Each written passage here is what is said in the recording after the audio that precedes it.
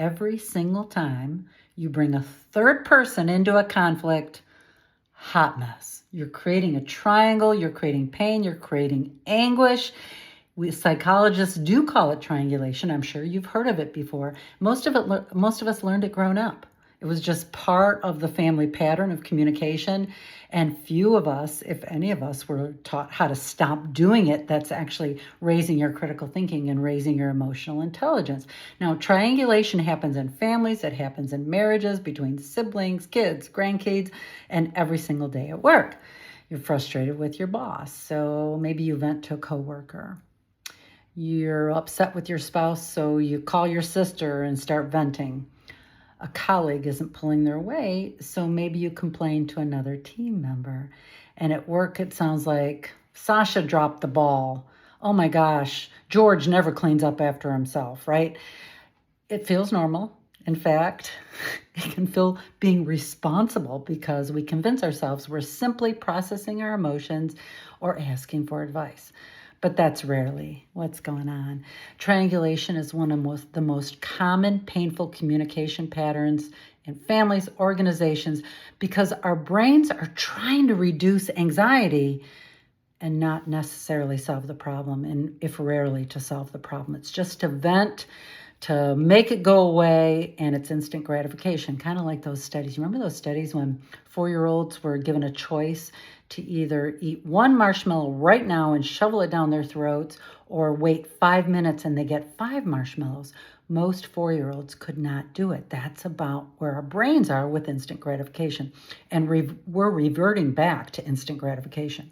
There's a lot of research in family system psychology, and it shows that when tension rises between two people, there's a natural tendency to bring in a third person. It's automatic. It's part of our amygdala brain. It's part of our fight or flight. And the goal isn't to resolve, it's to get relief. And here's the thing, when we create triangles, it's not necessarily about trying to manipulate someone. Triangulation is usually unconscious. We do it without even thinking about it. It's automatic. 95% of what we do is automatic, and we don't even think about it because our brains go in automatic mode. It's simply a habit our brains have learned. So the game is to how do you unlearn it? Conflict creates uncertainty. That's just in what's going on in the world. It's just there. You get it. Okay, you don't need me to talk political. That's not my game, nor my desire, nor my goal. There's enough information out there for you to discern and make those interpretations for yourself. The amygdala, under uncertainty, increased stress, increased hormones, your nervous system immediately starts searching for safety. Your body's protecting you. One of the great ways to reduce anxiety is not to bring a third person into a conversation.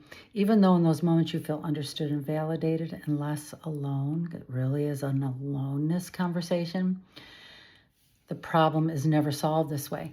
There's research in 2024, found that venting our frustrations doesn't actually reduce our anger. It often keeps us emotionally activated and makes it harder to move toward resolution. It kind of goes against everything we've been taught, right? Talking about someone isn't the same as talking with them. Those are two very different things. I have some expertise around this. I have a PhD in good gossip theory. How does gossip work?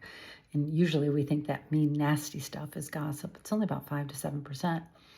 And so there's a lot of dynamics in this conversation of gossiping.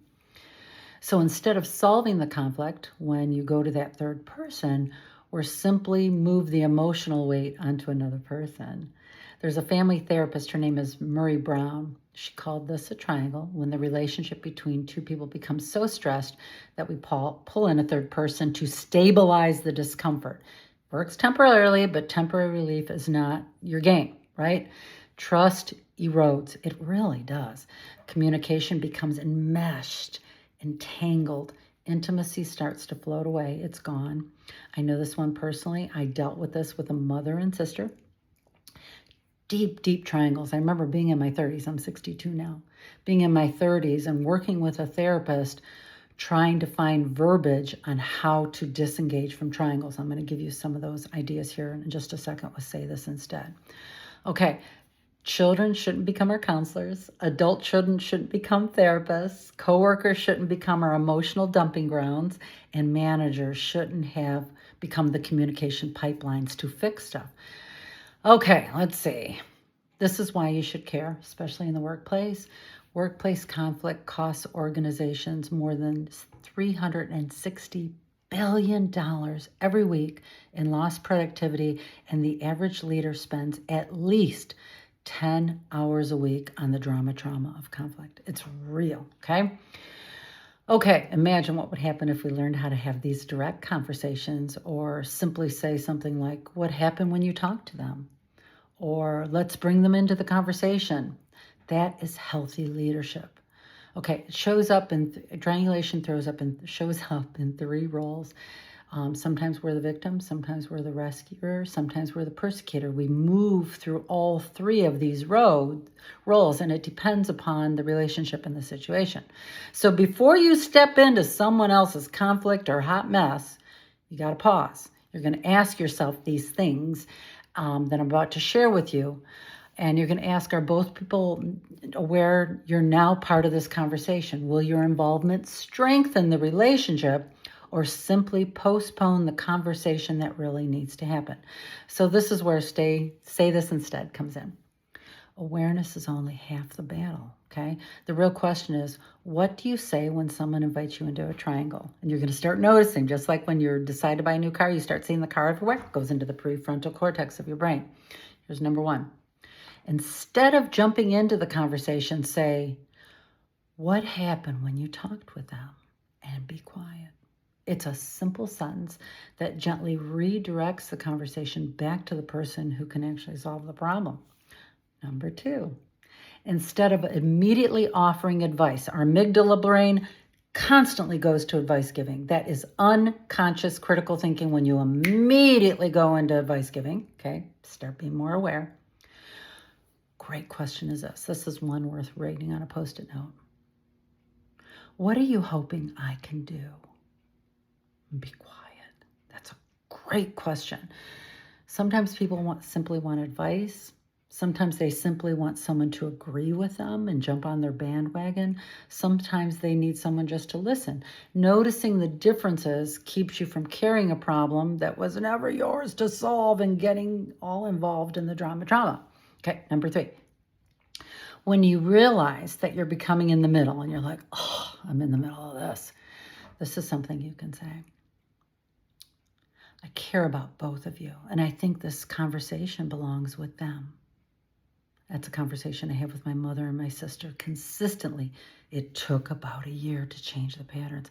I'm not joking. This is not for the weak at heart. It takes real skill to be consistent, to be mindful, to keep bringing it to the prefrontal cortex of your brain so you can disengage from triangles.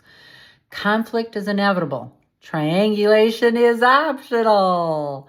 Every direct conversation you have is an investment, not only in yourself, also in the relationship and the relationship's closeness. And it's an investment in trust. It's an investment in respect, an investment in relationships that become stronger. It's true in families, it's true at work. This is how trust grows. Every direct conversation is a mindful investment. Okay, I'm cheering you on. Okay.